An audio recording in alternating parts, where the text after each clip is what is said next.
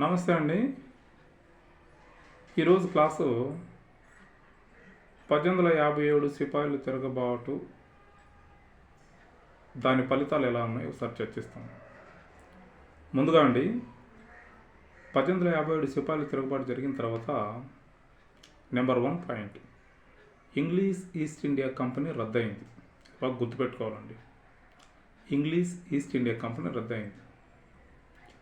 అలాగే అంటే ఒక 100 ఇయర్స్ పట్టింది. ఎప్పుడు 1757 నుంచి 1857 మధ్యన బాగా వాళ్ళు అధికారాన్ని చలాయించారు. అది ఈ యుద్ధం తర్వాత ఒక గొప్ప మార్పు. అలాగే బ్రిటిష్ చక్రవర్తి గవర్నర్ జనరల్ అనే వ్యవస్థను రద్దు చేసి వైస్రాయి అనే వ్యవస్థను ప్రవేశపెట్టారు. అంటే వైస్రాయి ఏంటంటే రాజు యొక్క ప్రతినిధి, రిప్రజెంటేటివ్ పర్సన్. ఇంగ్లాండ్లో ఏ చట్టం తీసుకుంటే అది భారతదేశంలో వర్తిస్తుంది. ఆ చట్టం ప్రకారం వీళ్ళు ఇక్కడ పరుస్తారు. అలా మొదటి వైస్రాయి లార్డ్ కానింగ్. ఇది కూడా ఇంపార్టెంట్ పెట్టండి. అలాగే విక్టోరియా మహారాణి యొక్క ప్రకటనను 1858 నవంబర్ 1 తేదీన అలహాబాద్లో లార్డ్ కానింగ్ చదివి వినిపించాడు. ఏమేంటంటే, ఇక నుంచి భారతీయుల యొక్క సొంత వ్యవహారాల్లో మేము జోక్యం చేసుకోము. ఇది నెంబర్ 1.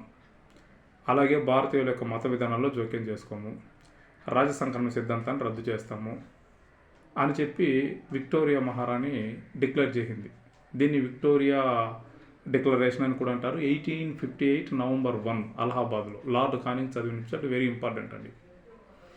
అలాగే కొన్ని నూతన చట్టాలు వాళ్ళు తీసుకొచ్చారు.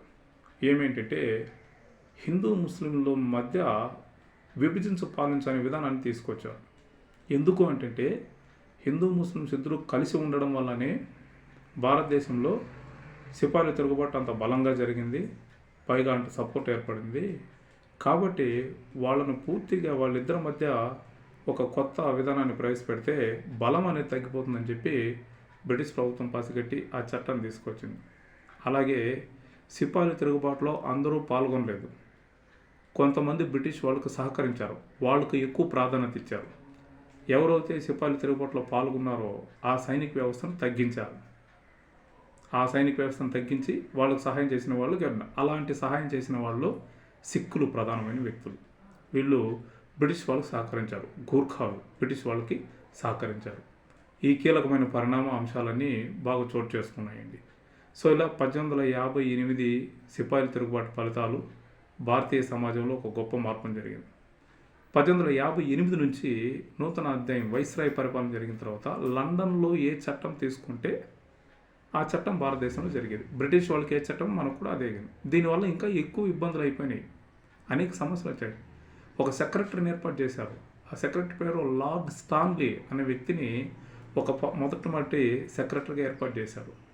సో దీనివల్ల అనేక సమస్యలు పుట్టుకొచ్చి మళ్ళా దీనికోసం మరొక కొన్ని ఉద్యమాలు రావడం అనేది మనకు కనిపిస్తుంటుంది. సో ఏది ఏమైనా భారతీయులు బ్రిటిష్ వాళ్ళని ఎదుర్కోగలిగారు అన్నది బ్రిటిష్ వాళ్ళు కూడా పసిగట్టింది. అందుకని వాళ్ళు ఏం చేశారంటే, ఒకవేళ కొంతమంది భారతీయ రాజులు మనకు సహాయం చేయకుండా ఉంటే ఇవాళ భారతదేశంలో మన పరిస్థితి ఏంది అని దాన్ని పసిగట్టారు. పైగా ఈ బెంగాల్ ప్రాంతంలో కొన్ని ఆంక్షలు పెట్టారు. అందుకని వాళ్ళు విభజించు పాలించు, డివైడ్ అండ్ రూల్ అనే పద్ధతిని తీసుకురావడం మనకు కనిపిస్తూ ఉంటుందండి. సో ఇది మనకు ఈ 1857 సిపాయిల తిరుగుబాటు తర్వాత జరిగిన ఫలితాలు.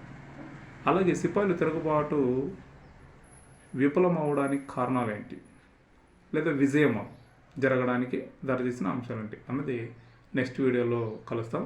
Thank you.